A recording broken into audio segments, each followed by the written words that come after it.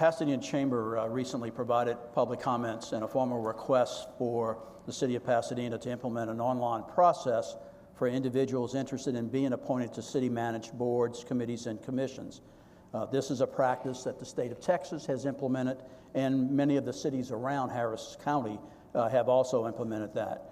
The Chamber, as all four of you know well, has developed through the IMPACT Pasadena a growing base of qualified individuals and leaders, and we're hoping that that you will say you are indeed willing to look at this process of having a formal process where people can say, yes, fill out a form, I would like to be involved in committees, boards, and commissions. Give us your position on that. I could do a show of hands. I mean, let me do that first. Would everybody be in favor of that? Yes, having a more formal commission. Okay, so we do have the yeses. I think that will please at least one of my board members. Now, the second part of that is, can you tell me a little bit how you will do that? How will you engage more volunteers? Yes, starting with you, Leonardo. Look, every other city, you can Google them, City of League City, Pearland, Friendswood, Sugarland, you name it. They all have, anytime there's a vacancy in any board, you can go up there, you submit an application. There's a committee that usually screens the applications, and then it comes before the council. And some cities even take it a little bit further, and they actually have workshops where the council will get together, they will go over the nominations, and they will select the best qualified individual based on their experience, their education, and the profession to sit on these boards.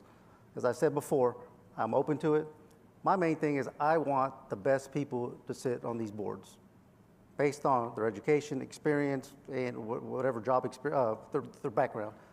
I don't want a rubber stamp board for the EDC or for our crime control or any city board. I want the best and the brightest. I want them to challenge me and tell me, hey, Mayor, what if we did this a little bit different? What about this? What happens now is you take something, and no disrespect to anybody that's on a board, but they take something to a board and they rubber stamp it. That's not the way you move the city forward. And so I want the best, I'll select the best, but I will also work with the council. And I will tell this to all the council members that are here under Mayor Ibarra. I will tell you, give me a nomination or two of somebody that you want to sit on the board. I'm not a king. I will give you your nomination. If that person is qualified and deserves to sit on the board, I will approve it. Now, we don't have a system where a council member doesn't even select anybody to sit on the board. They get selected for whatever reasons they get selected, and the council has the ability to vote it down, but often they get voted in. And so that's my answer. Okay. Mr. Gonzalez? I have a hard time hearing, so I'll try to say what I hear. My hearing aids got damaged, and they haven't been returned to me yet. So I understand it was about the online service. The actual question is, the chamber has asked that when board and commissions have vacancies, that we allow our residents to sign up for those boards so that we have a larger pool of applicants from which we can choose to be board members or commission members. To be unit members or board members? Yes, to serve on boards, to serve on commissions for the city. For like economic board and Exactly, all that? Economic Development Board would be one perfect example, yes. Okay. The point is that the people of Pasadena needs to be out there so we can decide who is a good candidate for this position, not just because it's them here and there, and it's the cronies buying here and there and working, scratch my back and I'll scratch yours. We need to get qualified and certified people to be in there to work for the people of Pasadena and take them forward to where they need to go. That's it. Thank you. First off, I want everybody to understand the city of Pasadena is a lot different from some of the other cities around here, in that we have a strong mayoral form of government where the mayor is the CEO and kind of is in charge of everything. I think that's why this city has been run so well. So many times you have so many things that need to be addressed, And if you have too many, pardon the pun, but too many cooks in the kitchen, it's hard to ever get the meal completed. Because a lot of these things evolve over time and questions arise, and we need to work through some of these roadblocks and these things to present the best thing that we can for council. Now, Thomas had addressed this a little bit earlier, the new software program, and it was actually $5.5 million, and we're $7 million into the process now. And so, former Councilman Phil Caton had got this thing started back in the day. Now, here's the thing, in a strong mayoral form of government, the mayor's the CEO, they're over everybody except for the city controller.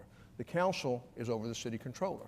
So when we needed to get that stuff implemented, and I'll give Councilman Shanebind, he gave it a 2-week effort. He got out there and gave it a 2-week effort and really tried to push this thing forward, had the ball rolling, but then all of a sudden it stopped. I just truly believe that if council would have put pressure on the older city controllers that we had, this process would have already been implemented. This thing that you're talking about, Dennis, with the chamber wanting to move this forward, it's a necessary evil in Pasadena. I think it's a good thing because our pool of people is diminishing. Everybody's getting older. There's some people that just don't want to be part of Pasadena. The chamber's also recommended that we might look outside whether you have to live in the city of Pasadena or not. And I think that could be good for a couple of boards. The problem is you need to make sure that some of these other boards don't have some bylaws that restrict that. Thank you. As a world-class city, we should have world-class applicants. The Chamber has done a fantastic job with their IMPACT Pasadena group. They're underutilized. We need to value these folks. They've taken the time to invest. They've basically said, we're here, take us. We want to give back, and they're not being utilized. As far as our system implementation of our software, that has been a 4-year ordeal. In our form of government, we do have a strong mayor form of government. There's X number of directors that have to get on board with the project. It's not just the council members over the city controller. There's multiple directors that have to get on board. So as we move forward and these systems come online, we do need to utilize people on commissions, and we need to have the technology in our website, our city website, to take applications. Our website is antiquated. When's the last time you looked at our city website? Is it very user-friendly? So that's a deterrent to a lot of folks that want to get online, want to get great customer service, pay their water bills or do whatever they want to do, research a name and a phone number. The names and the phone number on our website aren't even updated. These folks have retired or moved on. We need a first-class website, we need first-class committees, and we need a first-class administration. And with my business background and expertise, I can assure you that's what we'll have.